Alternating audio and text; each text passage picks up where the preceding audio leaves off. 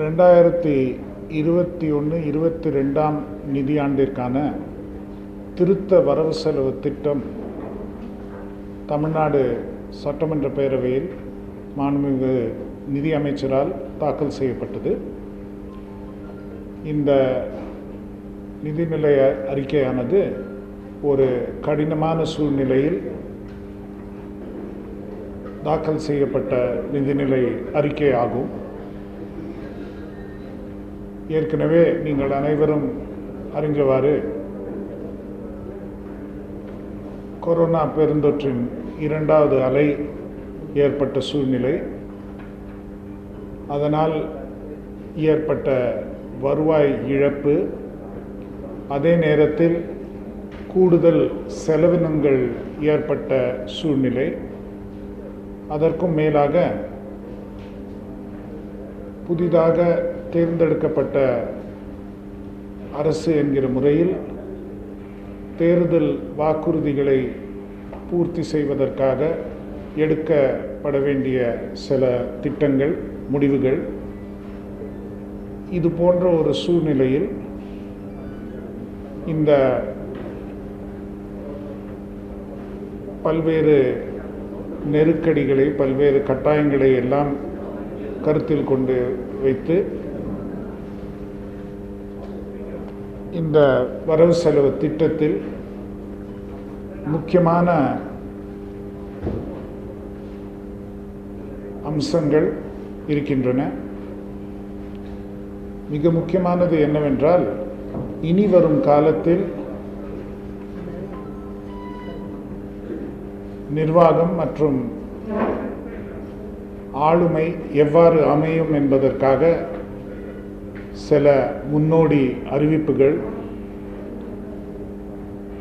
ஒரு data paste, data centric governance என்கிற முறையில் தகவல்களை சேகரித்து அதன் அடிப்படையில் முடிவுகள் எடுக்க வேண்டும்.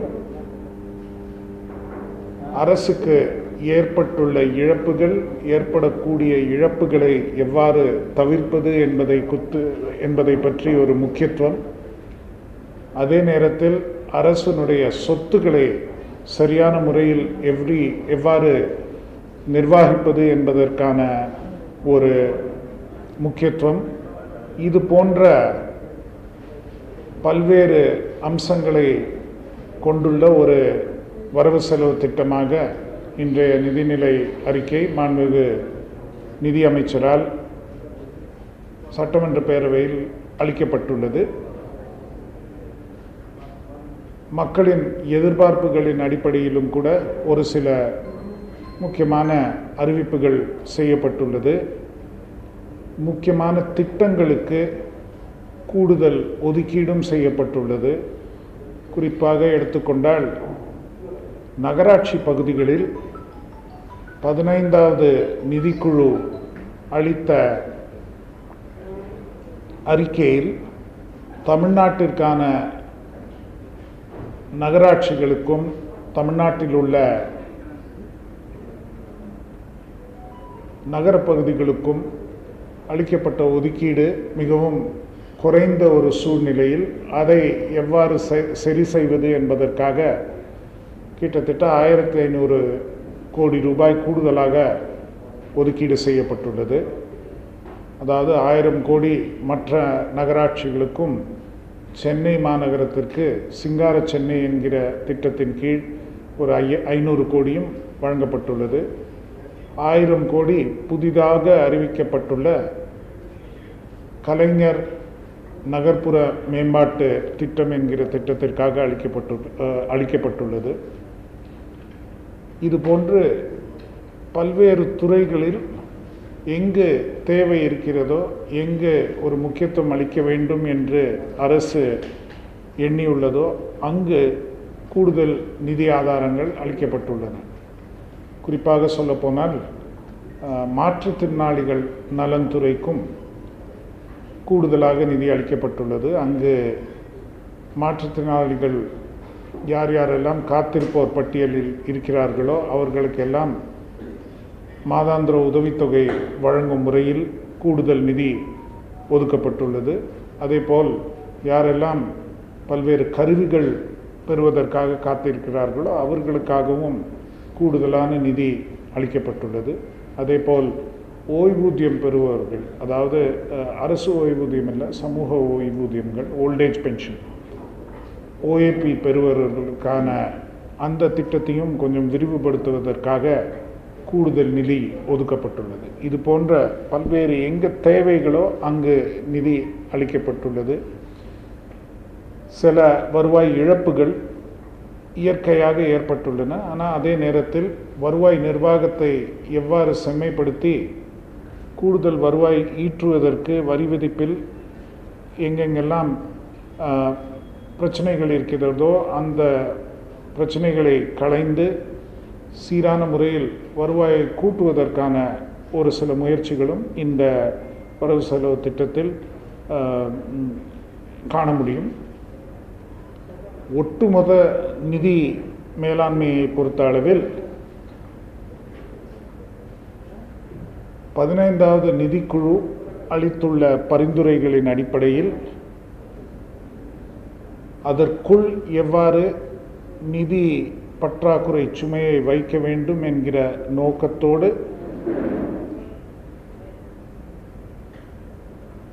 நிதி ஒதுக்கீடுகளும் சரி, எந்த அளவிற்கு கடன் அரசு பெறும் என்கிறதையும் அந்த அளவிற்கு குள் வைக்கப்பட்டுள்ளது. ஆனாலும் மாண்புமிகு நிதியமைச்சர் அவர்கள் அந்த நிதிநிலை அறிக்கையிலேயே கூறினவாறு இது ஒரு தற்காலிக ஒரு நிலை, மேற்கொண்டு கடன் பளுவை குறைப்பதற்கும் கடன் பெறும் நிலையை மாற்றி அமைப்பதற்கும் பல்வேறு நடவடிக்கைகள் எடுக்கப்படும் என்று தெரிவிக்கப்பட்டுள்ளது நிதிநிலை அறிக்கையில். முக்கியமாக பெறப்படும் கடன்கள் அனைத்தும் மூலதன செலவுகளுக்காக தான் செலவிட வேண்டும் என்கிற ஒரு கருத்து வெளியாகிறது. வருவாய் உபரி ஏற்படுத்தி மூலதன செலவினங்களுக்காக கூடுதல் நிதி ஒதுக்க வேண்டும் என்பதுதான் அரசின் நோக்கம். இந்த ஆண்டு அந்த நோக்கத்தை முழுமையாக செயல்படுத்த முடியாவிட்டாலும் இதுதான் இனி வரும் காலங்களில் இருக்கக்கூடிய நோக்கம். பல்வேறு சீர்திருத்தங்கள் மேற்கொண்டு எடுக்கப்படும் என்பதை இந்த வரவு செலவு திட்டம் தெளிவாக தெரிவிக்கிறது. அதுவும் முக்கியமாக பார்த்தால் இது ஒரு 6 மாதங்களுக்கான ஒரு வரவு செலவு திட்டம் என்றுதான் நாம் கணக்கிட வேண்டும். ஏற்கனவே கூறியவாறு இது கொரோனா காலம். மிக அதிக அளவில் செலவினத்தை குறைத்தாலோ அல்லது மிக அதிக அளவில் வருவாயை உடனடியாக அதிகரித்தாலோ அதனால் பொருளாதாரத்திற்கு பாதிப்பு ஏற்படக்கூடும் என்கிற ஒரு கருத்தில் மிகவும் ஒரு துல்லியமாக ஆராய்ந்து எதை செய்ய இயலும், எதை எவ்வாறு செய்ய வேண்டும், எந்த திட்டத்தை எவ்வாறு அறிவிக்க வேண்டும் என்கிற அடிப்படையில் மிகவும் ஆராய்ந்து எடுக்கப்பட்ட முடிவுகள் இந்த வரவு செலவு திட்டத்தில் இடம்பெறுகின்றன.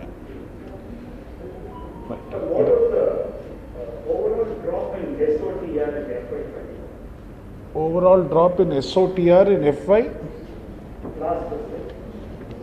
The last fiscal, if you look at it, in 1920, SOTR was 1,07,462 crore. We expected that in RE we will get about 1,09,968. We will most probably, we have fallen short of that. It is about 1,06,152 as per the preliminary accounts. So it is a drop over accounts of 1920 in terms of SOTR.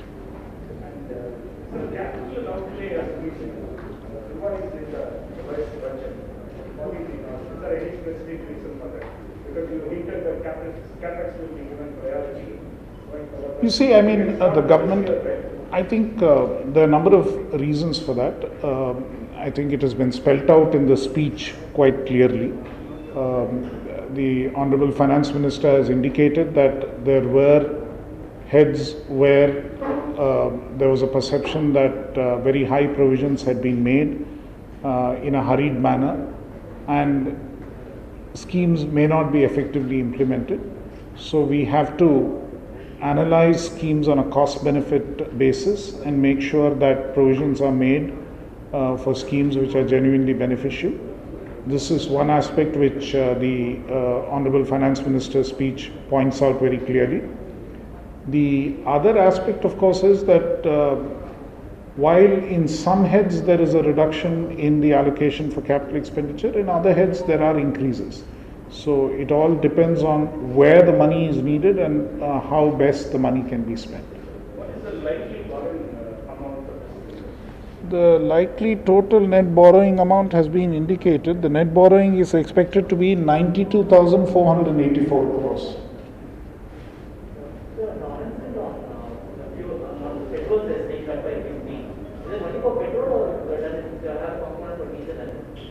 I think the speech clearly says petrol.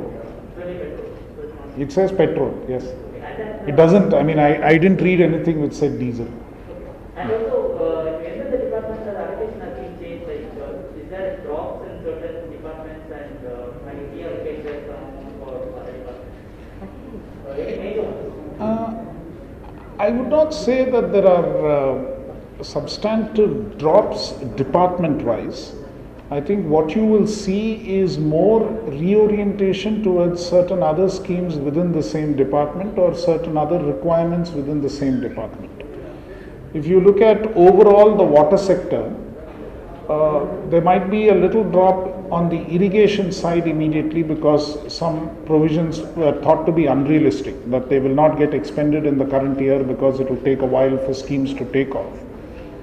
And instead we've had to provide more on, say, Jal Jeevan Mission, which is, water supply, drinking water supply. So within the water sector there are some adjustments. Similarly, in the road sector also there are adjustments between schemes which may not take off immediately and schemes which are more likely to require additional funding. And there is some, overall reduction as you have seen. But how do you see the trend on SOTR business? I know it's only the SOTR. We've had just one. The trend of third wave. You see, the point is, I think we saw good growth in April and May, but then the growth fell away a bit in June. We are awaiting the July numbers. So I'm hopeful that now that the second wave is more or less contained, so economic activity should pick up, and we should expect significant growth in the remaining part of the year. But we have to keep our fingers crossed because we really don't know what is going to happen. It's a year of uncertainty that is certainly there. And I think the estimates which have been made are fairly realistic. Overall SOTR estimates have been scaled down by almost 9,000 crore. So when you look at it on the base of the previous year, the growth is a little less than 20% in nominal terms. It is about 18% in nominal terms, which when you are looking at a low base should in normal circumstances be achievable. So I would say that the revised budget estimates are realistic and we should be able to achieve those targets. And with the plugging of leakages and with the additional enforcement effort which is planned to be taken both in the commercial taxes side and on the registration side, we should see the revenue targets in the revised budget being achieved. Sir, the TASMAC revenue is last year compared to Sorry. TASMAC revenue is கிட்டத்தட்ட அதே லெவலில் ஒரு marginal க்ரோத்தோட போயிட்டு அதே I think the exact number we'll get you. What is the exact number for the state excise, the CT on the VAT on TASMAC, are you saying? So அது கிட்டத்தட்ட we are on அது last இயரை காட்டிலும் வழக்கமாக இருக்கக்கூடிய growth இருக்கும்னு எதிர்பார்க்குறோம்.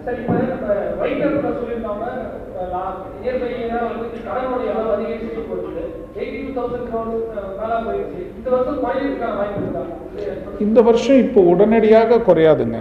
ஏன்னா அது ஏற்கனவே நிதியமைச்சர் அவங்க உரையில் சொன்ன மாதிரி இது வந்து ரெவென்யூ குறைஞ்சிருக்கு. ஏன்னா ரெவென்யூ வந்து இன்டரிம் பட்ஜெட் எஸ்டிமேட்ஸில் கொஞ்சம் அதிகமாக பிச் ஆயிருக்கு. ஏன்னா வந்து அந்த பொருளாதாரம் வந்து மீண்டும் உடனடியாக ஒரு இயல்பு நிலைக்கு திரும்புங்கிற ஒரு எதிர்பார்ப்பில் ஃபெப்ரவரியில் அது போட்டது. அதுக்கு பிறகு கொரோனா செகண்ட் வேவ் வந்துருச்சு. ரெண்டாவது 2020-21 ரிவைஸ்ட் எஸ்டிமேட்ஸில் போட்ட அளவுக்கு வருவாய் இல்லை. ஸோ அப்படி பார்க்கும்போது இந்த வருஷம் போட்டிருக்கிற பட்ஜெட்டில் போட்டிருந்த, அதாவது இடைக்கால நிதிநிலை அறிக்கையில் சொல்லியிருந்த அந்த வருவாய் மதிப்பீடுகள் கொஞ்சம் அதிகமாக இருந்ததுன்னு கருதப்பட்டது. அதனால் அது குறைக்கப்பட்டுள்ளது. ஆனால் செலவினங்கள்ங்கிறது குறைக்க அந்த அந்த குறைக்க இயலாத ஒரு நிலை இருக்குது. இப்போ நீங்கள் எடுத்துட்டிங்கன்னா கிட்டத்தட்ட ஸ்பீச்லேயும் சொல்லியிருக்காங்க, கிட்டத்தட்ட 9,000 கோடிக்கு மேற்பட்ட ஒரு தொகை இந்த உடனடி இந்த கோவிட் ரிலீஃபுக்காக நிதி ஒதுக்கப்பட்டுள்ளது. ஸோ அப்படி கோவிட் ரிலீஃப்காக நிதி ஒதுக்கப்பட்டுள்ளதுன்னா அந்த நேரத்தில் அதை வந்து நம்ம வேறு வழி இல்லை. ஏன்னா ஏப்ரல் மேலே நீங்கள் பார்க்கும்போது கொரோனா தொற்று ஒரு பீக்கில் இருக்கும்போது கட்டாயமாக அந்த நிதி ஒடுக்க வேண்டிய ஒரு சூழ்நிலை. ஸோ அந்த அடிப்படையில் சில செலவினங்களை தவிர்க்க முடியாது. ஸோ அந்த அடிப்படையில் நீங்கள் பார்த்தீங்கன்னா ஓவரால் செலவினங்கள் வந்து கொஞ்சம் அதிகமாக தான் போயிருக்கு, குறையலை. சில காரணங்களுக்காக சில இனங்கள் குறைஞ்சிருக்கு, ஆனால் சில இனங்கள் அதிகரிச்சிருக்கு. ஸோ ஒட்டுமொத்தமாக பார்க்கும்போது இடைக்கால பட்ஜெட்டில் வந்து 2,60,000 கோடி 2,60,409 கோடி செலவினம் இருக்கும்னு எதிர்பார்த்தோம். இப்போ மெயின் பட்ஜெட் பார்க்கும்போது அதை காட்டிலும் ஒரு 800 கோடி ஜாஸ்தி வருது. 2,61,188 கோடி கூடுதலாக அதுதான் மொத்த செலவினம். ஸோ சில தலைப்பில் குறைஞ்சிருந்தாலும் சில தலைப்புகளை அதிகரிச்சிருக்கு. வருவாய் ஒட்டுமொத்தமாக குறைஞ்சிருக்கு. அந்த சூழ்நிலையில் கடன் தானே பெற்றாக வேண்டும், வேறு வழி இல்லை. இது வந்து அது அந்த ஒரு இக்கட்டான ஆண்டு. இந்த ஆண்டு பிரச்சனைகளே வேறு விதமான பிரச்சனைகள். அதனால் இந்த ஆண்டு கொஞ்சம் உடனடியாக அதுவும் சொல்லியிருக்காரு மாண்புமிகு நிதித்துறை அமைச்சர். அதாவது உடனடியாக எக்ஸ்பெண்டிச்சர் கம்ப்ரெஷன் இந்த ஆண்டு செய்ய முடியாதுங்கிற ஒரு கருத்தையும் வெளிப்படையாக சொல்லியிருக்காரு. Yes please. வருவாய் பற்றாக்குறை ஏற்படுத்திருக்கீங்க, அதே மாதிரி செலவு பண்ணிருக்கீங்க. அப்போ இப்போ 4,000 ரூபாய் டிஸ்ட்ரிபியூட் பண்ணோம், திட்டங்கள் ஏற்படுத்திருக்காரு. இந்த 3 மாசத்துல எவ்வளவு எக்ஸ்ட்ரா கடன் வாங்கி கடன் வாங்க ரேட்லாம் இருக்கணும் அப்படின்னு சொல்லுவாங்க. இந்த 3 மாசம் எவ்வளவு கடன் வாங்கி? கிட்டத்தட்ட 36,000 கோடி 40,000 கோடி கடன். 40,000 கோடி 3 மாசம். பெட்ரோல் வந்து 3 ரூபாய் குறைக்குதான் அது எப்போ வந்து மக்களோட நடைமுறை செலவில் வரும்? ஏன் டீசலில் குறைக்காம பெட்ரோல் மட்டும் குறைக்கிறது ஏதாவது முக்கிய காரணம்? அதாவது 2 விஷயங்க. பெட்ரோல் வந்து இன்னைக்கு மிட் நைட், அதாவது நாளைக்கு 14ஆம் தேதியிலேருந்து வர மாதிரி திட்டம். அதுதான் இந்த அரசு பதவியேற்று 100 நாள்ங்கிற அடிப்படையில். அது போக இப்போ பெட்ரோல் வந்து நீங்கள் பேட்டர்ன் ஆஃப் கன்சம்ஷன் பார்த்தீங்கன்னா அந்த ஸ்பீச்சில் சொன்ன மாதிரி 2,63,00,000 டூ வீலர்ஸ் இருக்குது. அதெல்லாம் mostly working class, poor people, middle class அவங்க கன்சியூம் பண்ணுற ஒரு ஃபியூவல். டீசலோட தன்மை இப்போ மாறிப்போச்சு. முன்னால் வந்து அது டீசலுடைய கன்சம்ஷன் வந்து பஸ்ஸுக்காக பயன்படுத்துகிறாங்க, அதில் தான் பப்ளிக் ட்ராவல் பண்ணுறாங்கங்கிற ஒரு நிலை இருந்தது. இந்த ஆண்டு எனிவே கோவிட் காரணத்தினால பஸ் டிரான்ஸ்போர்ட் இஸ் டல். அது போக டீசல் இஸ் யூஸ்ட் இன்க்ரீஸிங்காக டீசல் கன்சம்ஷன் வந்து லக்ஸரி வெஹிக்கிள்ஸ் நிறைய யூஸ் பண்ணுறாங்க. அதனால் அதுக்கு ஒரு சலுகை கொடுக்க இந்த நேரத்தில் தேவை இல்லை என்று அரசு கருதுகிறது.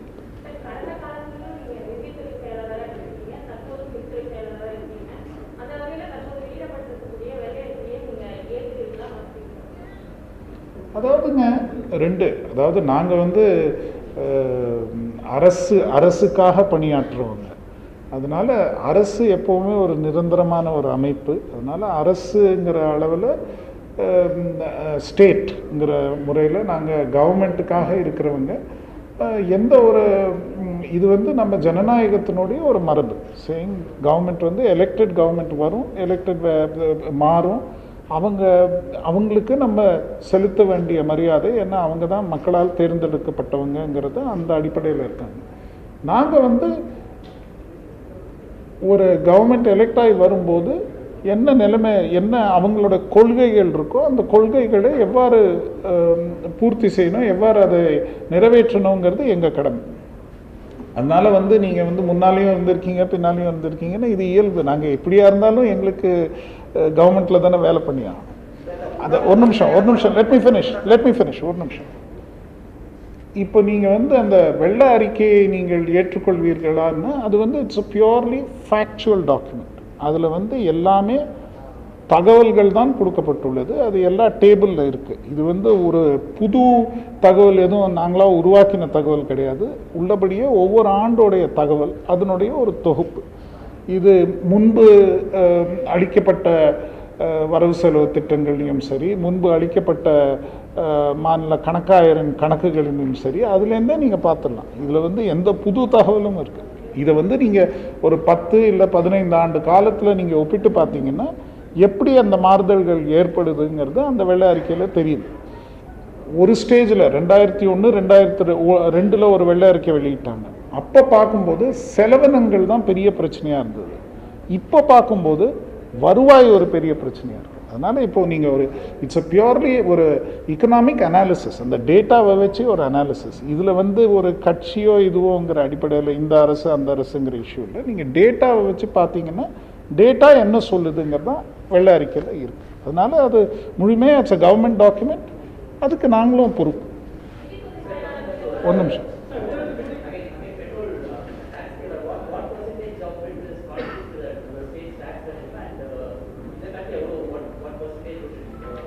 இல்லை, அதாவது the revenue loss is estimated at 1,160 crores in a full year.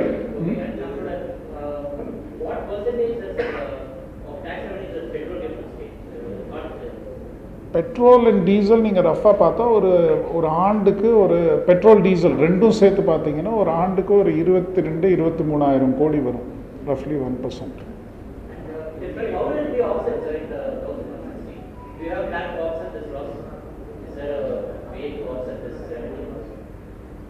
Maybe we will offset it in due course. Sir, in a data centric, what is the government? One minute, I'll take his question.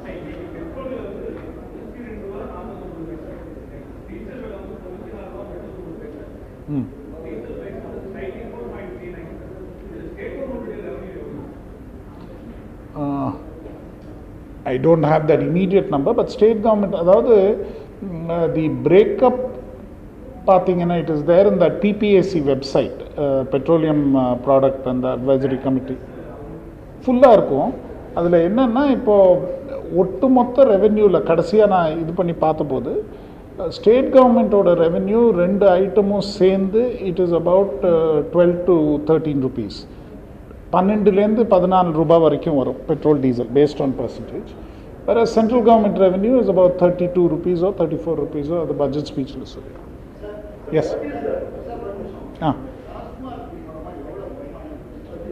அதான் இப்போ சொன்னேனே, அது ஒரு 35,000 கோடி ஒரு ஆண்டுக்கு வருங்க. ஒரு நிமிஷம், 1 minute, I'll just finish with him and come to you. Yeah, கேளுங்க சார். நீங்கள்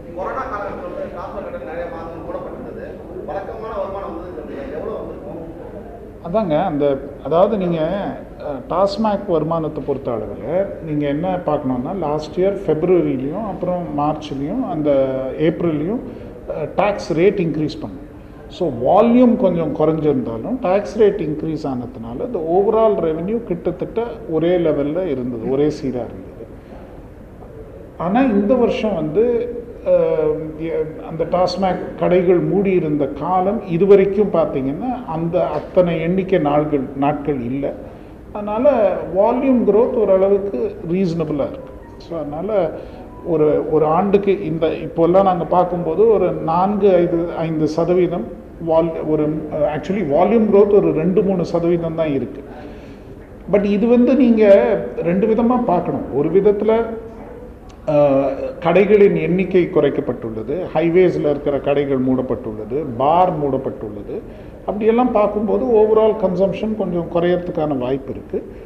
ஓவரால் சொசைட்டி பாயிண்ட் ஆஃப் வியூவில் பார்த்தீங்கன்னாலும் அது வந்து பப்ளிசிட்டி கேம்பெயின், அவேர்னஸ் கேம்பெயின் எல்லாம் வந்து குடிப்பழக்கத்தை விட்டு விட வேண்டும் என்கிற ஒரு அவேர்னஸ் கேம்பெயினும் நடக்குது. அதனால் இப்போ நீங்கள் சிகரெட்டெல்லாம் எப்படி வந்து இப்போது குறைஞ்சிட்டே வருதோ, டொபாக்கோ கன்சம்ஷன் குறைஞ்சிட்டே வருதோ, அதே வந்து இனி வரும் காலத்தில் வந்து லிக்கர் கன்சம்ஷனும் குறையும். அந்த ரெவென்யூ நம்பி நம்ம இருக்க முடியாது, அந்த ரெவென்யூ குறைய தான் செய்யும். அது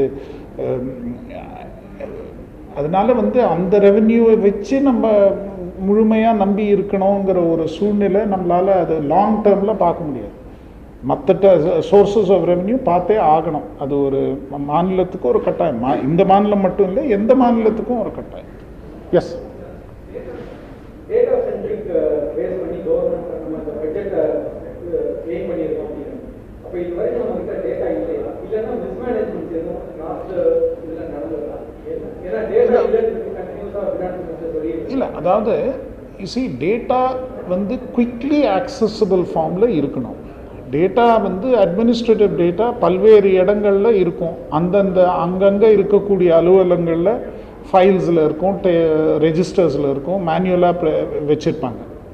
அதெல்லாம் கம்ப்யூட்டரைஸ் பண்ணி ஒரு இடத்துல உடனடியாக சேகரித்து அந்த டேட்டாவை வந்து நல்ல முறையில் பயன்படுத்தி கொள்வதுங்கிறது ஒரு முக்கியமான விஷயம். அதே நேரத்தில் பல்வேறு துறைகளில் தனித்தனியாக டேட்டா மெயின்டைன் பண்ணுறாங்க, அவங்க துறை சார்ந்த டேட்டா. அந்த டேட்டாவை, அந்த இன்ஃபர்மேஷனையும் நீங்கள் வந்து எல்லாரும் மற்ற துறைகளும் ஆக்சஸ் பண்ணுற மாதிரி இருந்தால் தென் கட்டாயமாக அதை அனலைஸ் பண்ணி என்ன முடிவுகள் எடுக்கலாம், எப்படி எடுக்கலாங்கிற ஒரு சிஸ்டம் கொண்டு வர முடியும். ஸோ அது வந்து டேட்டா கலெக்ஷன் மெத்தட்ஸு, ரெலவெண்ட் டேட்டாவை வந்து கலெக்ட் பண்ணுறது, ரெண்டாவது டேட்டாவை சரியான முறையில் கம்பைல் பண்ணுறது, இது ரெண்டும் முக்கியம். அந்த மாதிரி டேட்டா பேஸாக மெயின்டைன் பண்ணாமல் அங்கங்கே ஒரு ஃபைல்லையோ இல்லை ஒரு ரெஜிஸ்டர்லேயோ இருந்தால் அது ஒன்றும் பயனுள்ளதாக இருக்காது. அதுவும் மாநிலம் முழுவதும் ஒவ்வொரு இடத்துலையும், ஒவ்வொரு மாவட்டத்துலேயும், ஒவ்வொரு வட்டத்துலேயும் இருந்ததுன்னா அதெல்லாம் சேகரித்து வைக்கிறது தான் ஒரு நல்ல பயனை தரும். இன்னைக்கு mid நைட்டுங்க.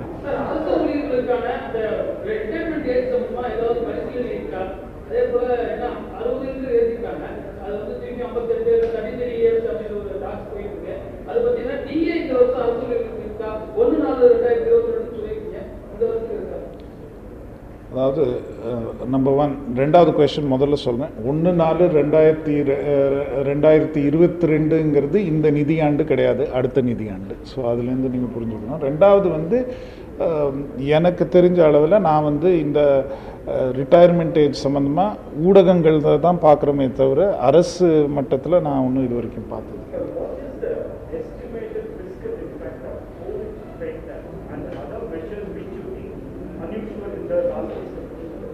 Estimated of COVID spend and other things like that. See, COVID spend this year already is about our figures show it has already reached about 17,000 crores in all the items put together. This year totally, including the relief packages and everything else, the additional expenditure, all forms. So when you look at it, it's almost say 0.7-0.8% of GDP, about 0.8% of GDP. Then there is also the revenue impact, which is more difficult to measure, but which has to be considered. ஒரு நிமிஷம்.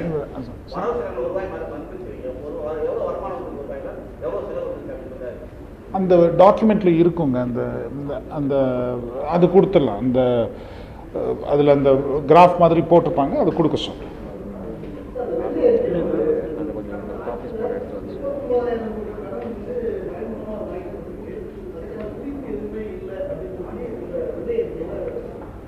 அப்படி குறிப்பு எதுவும் இல்லைன்னு சொல்லலைங்க. அதாவது என்ன சொல்லியிருக்குன்னா, இப்போ வந்து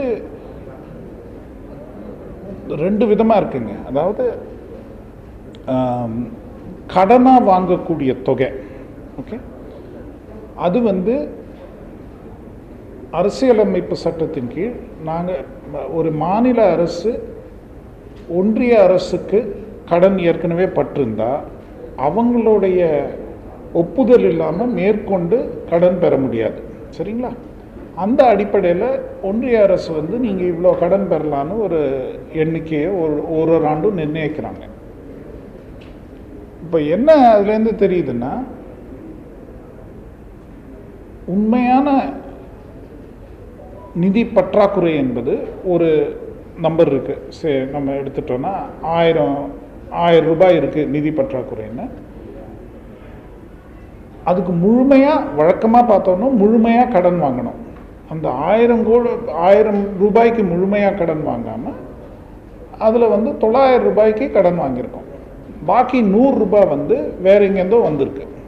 அது வேற எங்கேருந்து வந்திருக்குன்னா அந்த பப்ளிக் அக்கௌண்ட்னு சொல்லக்கூடியது.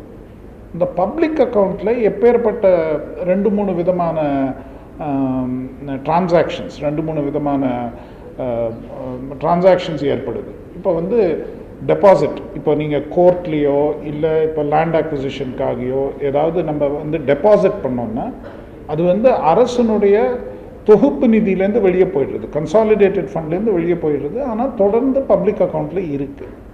அதே மாதிரி சில நிறுவனங்கள், இப்போது எலக்ட்ரிசிட்டி போர்டோ இல்லை சிவில் சப்ளைஸ் கார்பரேஷனோ அந்த மாதிரி இருக்கக்கூடிய நிறுவனங்களுக்கு நம்ம நிதி ஒதுக்கி கொடுத்தோம்னா சில நேரங்களில் அவங்களுக்கு உடனடியாக தேவையில்லைன்னா, இந்த நிதியாண்டில் கொடுக்குறோம் அவங்களுக்கு உடனடியாக தேவையில்லைன்னா அவங்க அந்த அரசு கணக்கில் வச்சு பப்ளிக் அக்கௌண்ட்டில் அவங்களுக்கு ஒரு கணக்கு இருக்கும், அந்த கணக்கில் வச்சுட்டு அடுத்த ஆண்டு எடுத்துப்பாங்க. ஸோ அது போன்ற சில எண்ணங்கள். அதே போல் சில நேரங்களில் என்ன ஆகும், இப்போ வந்து 31/3 இந்த கடைசி நாளன்று சில பில்லு கிளியர் ஆகும். அந்த பில்லு கிளியர் ஆகி கவர்மெண்ட்டோட தொகுப்பு நிதியிலேருந்து அந்த பணம் வெளியே போயிடுது. ஆனால் அந்த யாருக்கு அந்த பில்லு கொடுக்குறோமோ, எந்த ஒரு கான்ட்ராக்டரோ ஒரு நபருக்கு அந்த பில்லு கொடுக்குறோமோ அந்த பில்லு போய் அவங்களுக்கு சேராது. அது வந்து 31/3க்கு பதிலாக 1/4 அன்னைக்கு போய் சேரும். அப்படி இருக்கும்போது அது அடுத்த நிதியாண்டுக்கு போயிடுது. இந்த மாதிரி பல கணக்குகள் இருக்கும். அதெல்லாம் சேர்த்து தொகுப்பு தான் இந்த பப்ளிக் அக்கௌண்ட்டுங்கிற கணக்கு. அது வந்து ஒரு தனி கணக்காக மெயின்டைன் பண்ணுறது. இப்போ என்ன ஆயிருக்குன்னா, அந்த 3 ஆண்டுகள் அந்த 3 ஆண்டுகளில் இந்த பப்ளிக் அக்கௌண்ட் கணக்கு கொஞ்சம் அதிகமாக இருந்திருக்கு. அதுதான் இஷ்யூ.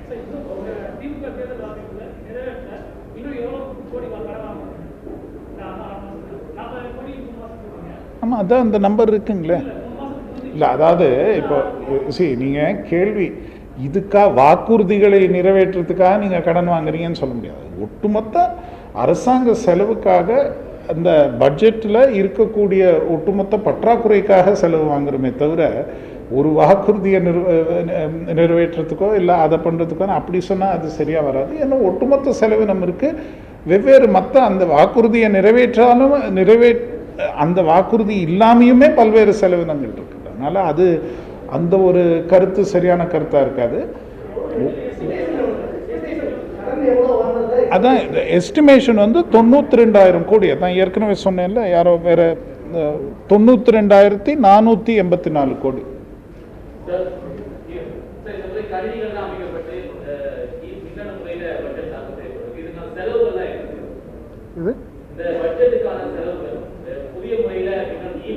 அதாவதுங்க, இந்த திட்டம் வந்து பார்லிமெண்ட்ல, அதாவது அவங்க வந்து இந்த விதான்னு ஒரு புது முறை கொண்டு வந்திருக்காங்க.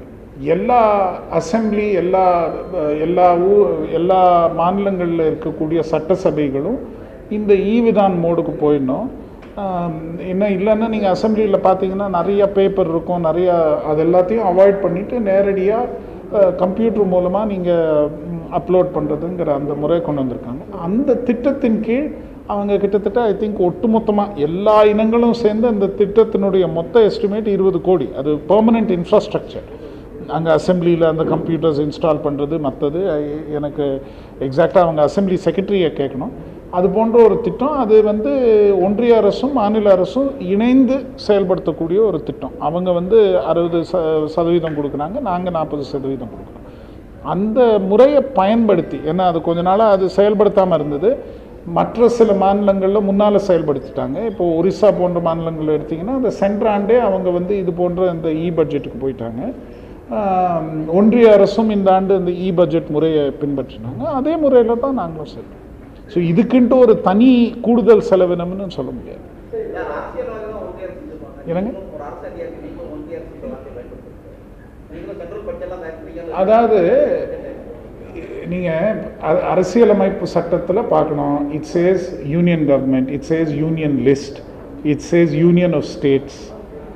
So I am using a constitutional term. இல்லையே, நீங்கள் யூனியன் ஃபைனான்ஸ் மினிஸ்டர்னு தான் சொல்கிறதுங்க. நான் யூனியன் ஃபைனான்ஸ் மினிஸ்ட்ரியில் வேலை பண்ணியிருக்கேன். ஸோ அதனால் இட்ஸ்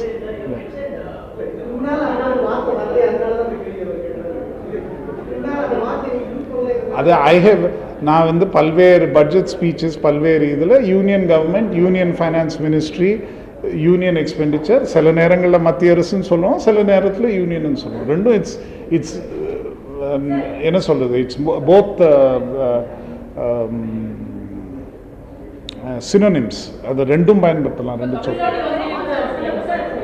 ஒரு நிமிஷம். அதாவது தமிழ்நாடு வங்கின்னு இல்லைங்க. அதாவது இது ஒரு நீண்ட ஒரு தொலைநோக்கு ஒரு திட்டம். ஐடியா இஸ் தட், அதாவது நம்ம வந்து பல்வேறு ட்ரெஷரிஸ் எல்லாம் வச்சுருக்கோம், சப் ட்ரெஷரி வச்சுருக்கோம். ஒவ்வொரு தாலுக்கா அளவில் ஒரு சப் ட்ரெஷரி வைக்கிறதுங்கிறது நம்மளுடைய நோக்கம். இப்போ என்னென்னா, ஒரு பேங்க் மூலமாகவோ இல்லை வேறு சிஸ்டம் மூலமாக நம்ம வந்து நம்ம நிதிகளை வைத்திருந்தால் நம்மளுடைய நிதி கவர்மெண்ட் சிஸ்டம்லேருந்து வெளியே போய் வங்கியில் போய் நிற்கும். அது வங்கியில் போய் நிற்கும்போது அது நமக்கு மாநிலத்துக்கு அங்கே பயன்படாமல் கூட அந்த நிதி இருக்கலாம். அப்படி இருக்கும்போது நமக்கு வட்டி நம்ம வந்து வட்டி கொடுத்து கடன் வாங்கி வேற எங்கேயோ பேங்க்கில் அந்த பணம் ஐடிலாக இருக்கிறது ஒரு நல்ல முறை இல்லை. எந்த அளவுக்கு அந்த நிதி வந்து அரசு கணக்குலேருந்து வெளியே போகாமல் அரசு கணக்குக்குள்ளேயே இருக்கக்கூடிய ஒரு சூழ்நிலையை ஏற்படுத்துவதற்கு என்னென்ன வழிகள்னு பார்க்கும்போது, ரிசர்வ் பேங்க் ஆஃப் இந்தியா வந்து ஒரு புது முறையை கொண்டு வந்திருக்காங்க. அந்த முறையில் பேமெண்ட்ஸ் பேங்க்னு, சிம்பிள் பேமெண்ட்ஸ் பேங்க்ஸுங்கிற ஒரு முறையை கொண்டு வந்திருக்காங்க. ஸோ அதனால் எப்படி வந்து இந்த ட்ரெஷரி சிஸ்டம்மை நம்ம கருவூலங்கள், சார்கருவூலங்களை இனி வரும் காலத்தில் ஒரு பேங்காக மாற்ற முடியுமாங்கிற ஒரு எண்ணம் தான். S.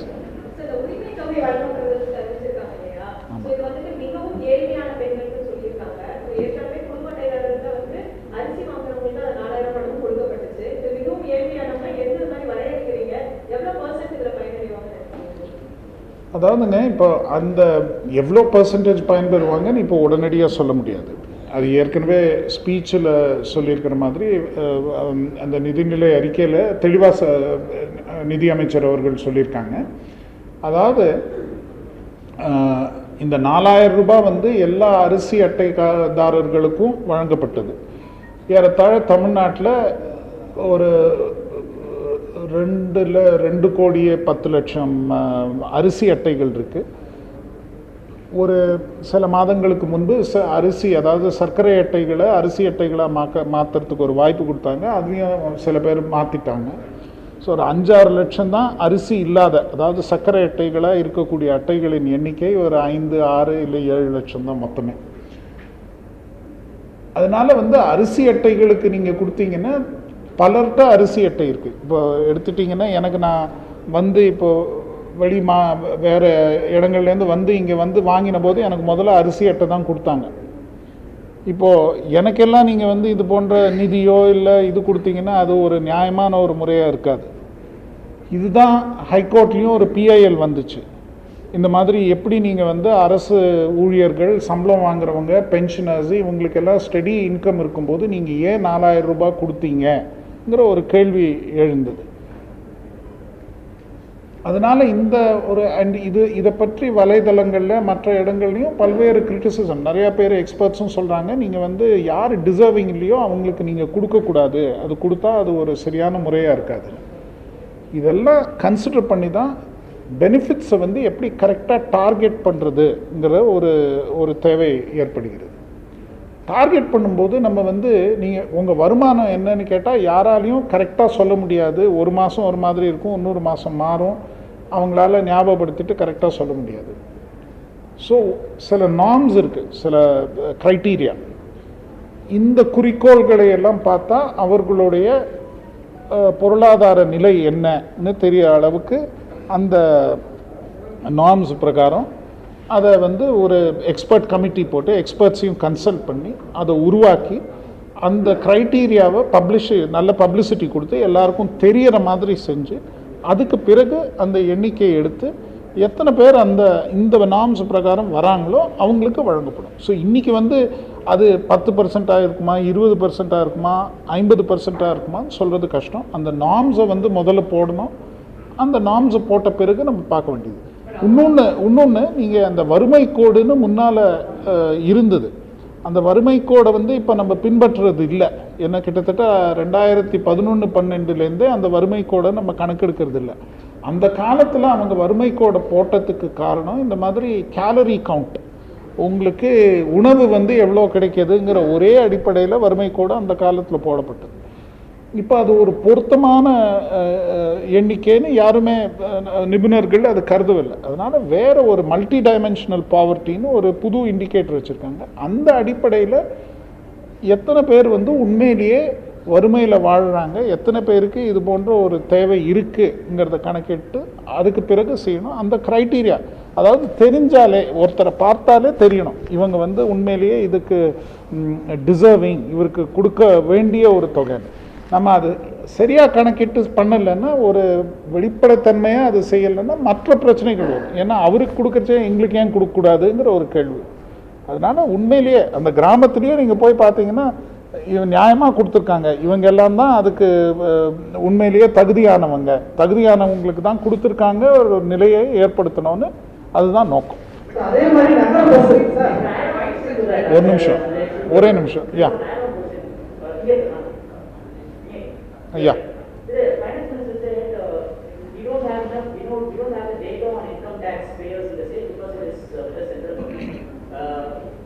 there a way that the state can approach the center to ask for the data of income tax payers of the first question? Second question, you have said there is a Samadhan scheme launch that we launched. We have pending use of 28,000 crores under TN VAT and other legacy legislation. Who is it pending from, for how long, and is there a time frame for you to? No, you see the details of the scheme. Number one, we will approach the government of India to find out whether we can get the income tax department to see what data we can get. There could be some issues there.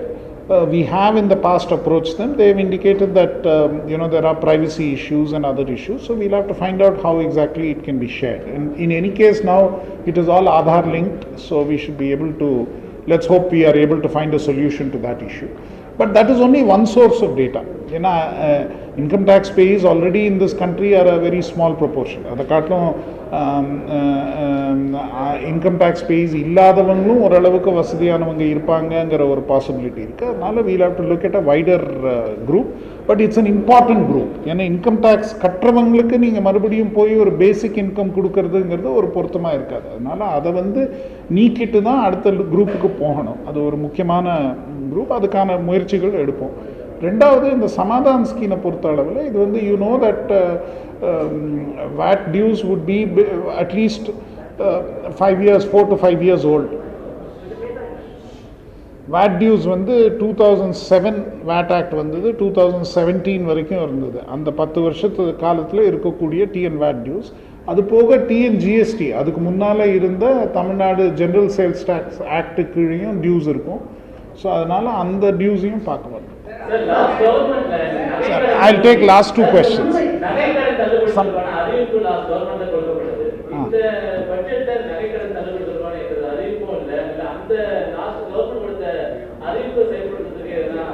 அதாவது இல்லைங்க, அதாவது ரெண்டு இஷ்யூங்க. அதாவது last கவர்மெண்ட்டில் கொடுத்தது முதல்ல பயிர்க்கடனுக்காக கொடுத்தாங்க. அந்த பயிர்க்கடனுக்காக நிதி ஒதுக்கப்பட்டுள்ளது, 4800 கோடி நிதி ஒதுக்கப்பட்டுள்ளது. அதுதான் விரிவாக மாண்புமிகு நிதியமைச்சர் அவர்கள் குறிப்பிட்டார்கள். என்னென்ன பிரச்சனைகள் அதில் வருதுங்கிறது தெளிவாக சொல்லப்பட்டிருக்கு. அதே மாதிரி பிரச்சனைகள் கிராப்பில் ஜுவல் லோன்லையும் வர வாய்ப்பு இருக்குங்கிறது ஒரு ப்ரிலிமினரி இண்டிகேஷன். அதனால் அதை வந்து அந்த நல்லா விசாரித்து யார் யாருக்கு தகுதி இருக்குது, எப்படி அதை வந்து செயல்படுத்தணுங்கிறதுக்காக சில நடவடிக்கைகள் எடுக்க வேண்டியிருக்கு. அதனால் அது பண்ணப்புறம் தான் அந்த திட்டத்தை செயல்படுத்த முடியும். அது அந்த விசாரணை எத்தனை நாள் ஆறுதுங்கிறத பார்க்கணும். அதை நான் வந்து இப்போ வந்து உறுதியாக இப்போ வரும் 3 மாதத்தில் வரும் 5 மாதத்தில் வரும்னு சொல்ல முடியாது. ஒரு நிமிஷம் யா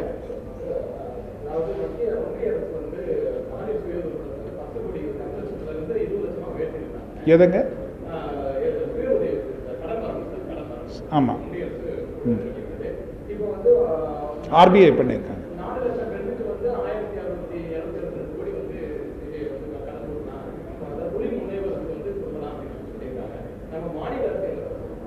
அதுதான் நம்ம இந்த பட்ஜெட்லையும் சொல்லியிருக்கோங்க.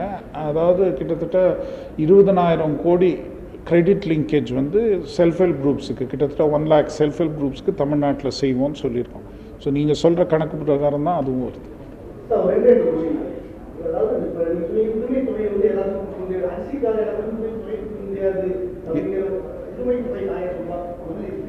அதே மாதிரி பேருந்து இலவச பேருந்து கட்டணம் அது வந்து அதையும் செக்ரெட்டரி பண்ணுற ஏதாவது பண்ண போறீங்களா?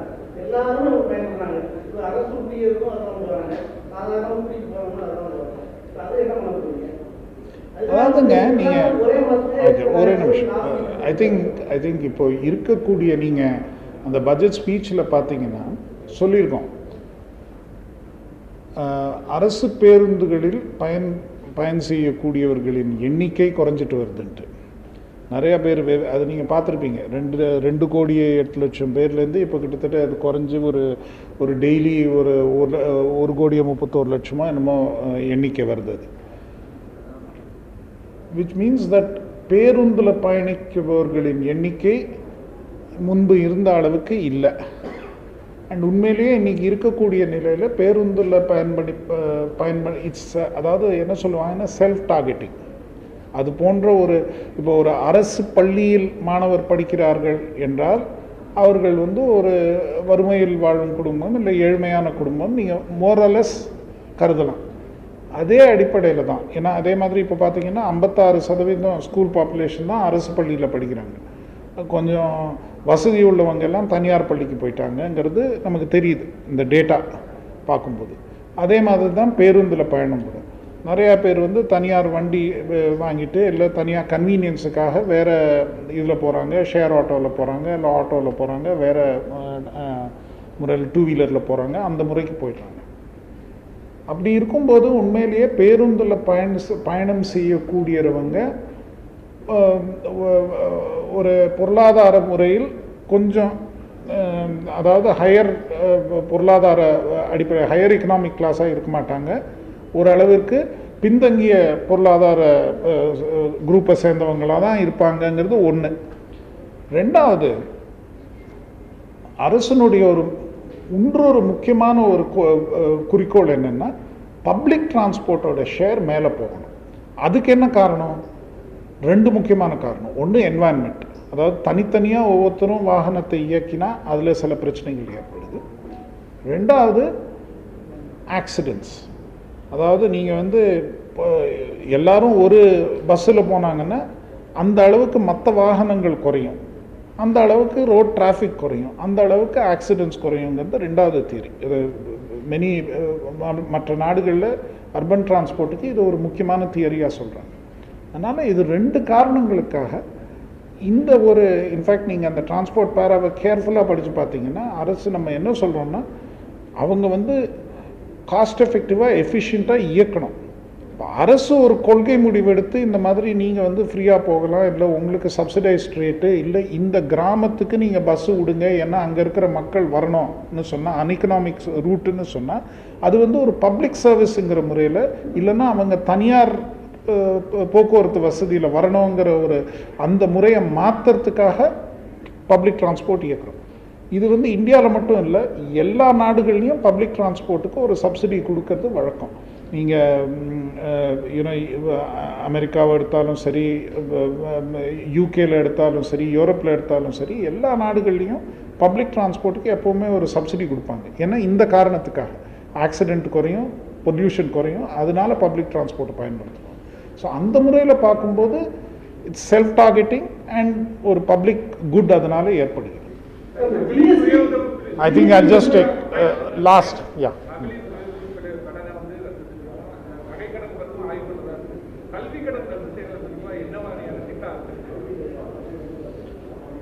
we will examine that in due course because இது ரெண்டும் வந்து எங்கள் கண்ட்ரோலில் இருக்கக்கூடிய கோஆப்ரேட்டிவ் பேங்க்ஸில் இருக்கக்கூடிய கடன்கள். கல்வி கடன்கள் எங்கள் கண்ட்ரோலில், மாநில அரசு கண்ட்ரோலில் இல்லாத ஒரு சூழ்நிலை. அதை வந்து தனியாக தான் பார்க்கணும். எக்கனாமிக் ஸ்டேட்டஸ் ரிலேட்டடாக கேட்டாலும் பஸ்ஸில் போகிற எல்லாருக்கும் ஒரு ஃப்ரீயாக இருக்கணுமா லேடிஸு, எதுக்கு எல்லாரும் யூஸ் பண்ணணும்னு அந்த கான்டெக்ட். அதாவது you see the point is no, the point on bus transport is that the point I made is that certain cases it is self-targeting. It is like MNREGs, Mahatma Gandhi Rural Employment Guarantee Scheme. You don't have to prove that you are poor. But அந்த மாதிரி heart labour செய்யறதுக்கோ இல்லை அந்த மாதிரி போய் வேலை செய்யறதுக்கோ only genuinely poor will go ங்கிற அடிப்படை. It is COVID, I think nobody uses, schools are closed. Obviously you will see a drop in passenger flow. No, I'm talking about even otherwise. This is 1920 numbers, even before COVID. If you see that, it is before COVID.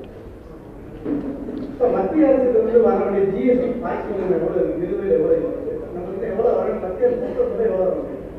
அதாவதுங்க GST பொறுத்த அளவுக்கு இப்போ என்னன்னா ஓரளவிற்கு அந்த தொகைகள் தொடர்ந்து வந்துட்டுருக்குங்க. அதாவது ஒரு 3 மாதம் இல்லை 4 மாதம் சம்டைம்ஸ் ஒரு கேப் விழும். இப்போ அந்த புது முறை கொண்டு வந்திருக்காங்க. அதாவது உடனடியாக அந்த தொகுப்பு நிதி அவங்கள்ட்ட இருக்கக்கூடிய அந்த இழப்பீட்டு நிதியில் பணம் இல்லைன்னா, இல்லை அந்த இழப்பீடு செஸ் இருக்கு இல்லையா, அந்த மேல்வரி, அந்த கலெக்ஷன் போதுமானதாக இல்லைன்னா அந்த கடன் வாங்கி நாங்கள் கொடுக்குறோங்கிற ஒரு முறை கொண்டு வந்திருக்காங்க. ஸோ அந்த அடிப்படையில் ஐதர் ஒரு மானியமாகவோ இல்லை கடனாகவோ எங்களுக்கு அந்த நிதி தொடர்ந்து கிடச்சிட்ருக்கு. ஒவ்வொரு மாதமும் 2 மாதத்துக்கு அவங்க கொடுத்துட்ருக்காங்க. அதில் ஒரு 2 மாதம் இல்லை 4 மாதம் கேப் இருந்தது. அந்த கேப் தொடர்ந்து இருந்துகிட்ருக்கு. ரெண்டாவது, இந்த ஐஜிஎஸ்டி செட்டில்மெண்ட்டும் முன்னால் 2017-18 சில பிரச்சனைகள் இருந்தது. அது ரொம்ப நாள் செட்டில் பண்ணாமல் இருந்து சென்ற ஆண்டு அது செட்டில் ஆயிடுச்சு. இப்போ ஓரளவுக்கு சீராக அதுவும் போயிட்டுருக்கு. ஸோ அது வந்து ஒரு பெரிய தொகை நமக்கு பாக்கி இருக்குதுன்னு நான் சொல்ல மாட்டேன். அந்த ஹெட்டில் அது ரொட்டீனாக வந்துட்டுருக்கிற தொகை. Last question sir.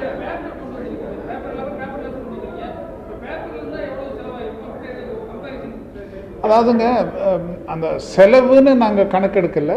பட் நாங்கள் பிரிண்ட் அடித்த காப்பி எண்ணிக்கை பாதிக்கு மேலே குறைச்சிட்டோங்க.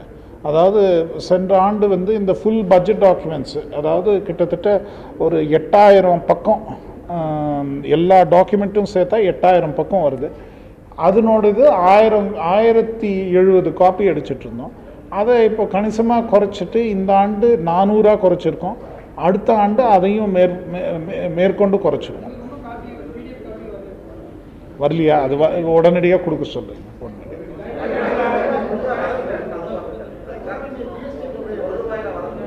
என்னங்க ₹1 வல்லது சேவை இந்த கிராஃப் இருக்குது, அதை கொடுத்துட சொல்லுங்க.